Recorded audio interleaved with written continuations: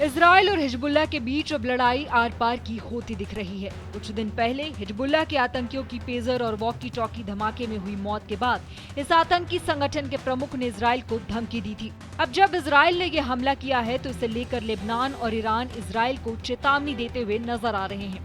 मैं आपको बता दूं कि इजरायली सेना ने फिर एक बार हिजबुल्लाह को बड़ा झटका दिया है। इजरायली एयरफोर्स ने लेबनान में हिजबुल्लाह के लगभग 30 ठिकानों पर हमला किया। इस हमले में लगभग 100 रॉकेट लॉन्चर तबाह हुए हैं। आईडीएफ ने कहा कि इनके जरिए लगभग 1000 रॉकेट किसी भी समय लॉन्च हो सकते हैं। इजरायली सेना ने कहा कि लड़ाकू विमानों ने दक्षिणी लेबनान में 100 से ज्यादा हिजबुल्लाह रॉकेट लॉन्चरों पर हमला किया। ये रॉकेट लॉन्चर हिजबुल्लाह के लिए महत्वपूर्ण थे, जो तुरंत लॉन्च के लिए तैयार थे।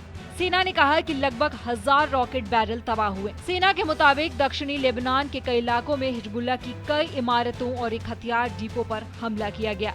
गुरुवार की दोपहर से हमला शुरू हुआ, जो कई चरण में चला। आईडीएफ ने घोषणा की कि इजराइल पर हमलों के लिए तैयार 100 से अधिक रॉकेट लॉन्चर नष्ट कर दिए गए हैं। दक्षिणी लेबनान में हिजबुल्लाह के ठिकानों पर बिखरे इन लॉन्चरों में अनुमानित 1000 रॉकेट बैरल थे। सेना ने कहा आईडीएफ हिजबुल्लाह के आतंकी ठिकानों और सैन्य बुनियादी ढांचों को नुकसान पहुंचाना और कमजोर करना जारी रहेगा। लेबनानी सीमा के करीब उत्तरी इजराइल के कई समुदायों और शहरों के नागरिकों के लिए दिशा निर्देश जारी किए गए हैं। इसमें उन्हें बम शेल्टर में रहने को कहा गया है। आईडीएफ ने नागरिकों को घरों में रहने को कहा है। एयर स्ट्राइक लेबनान की ओर से बड़े रॉकेट हमले के बाद हुई है। इजराइल ने हिजबुल्लाह के साथ युद्ध की तैयारी कर ली है।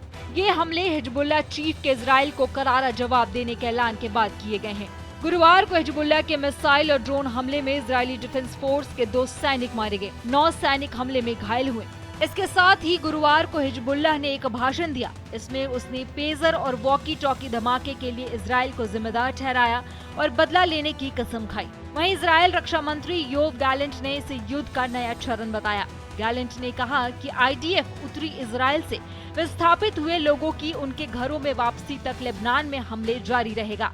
उन्होंने एक वीडियो में कहा कि हिजबुल्लाह खुद को सताया हुआ महसूस कर रहा है। हिजबुल्लाह ने हमलों को नरसंहार बताया और इजराइल को बड़ा नुकसान पहुंचाने की चेतावनी दी।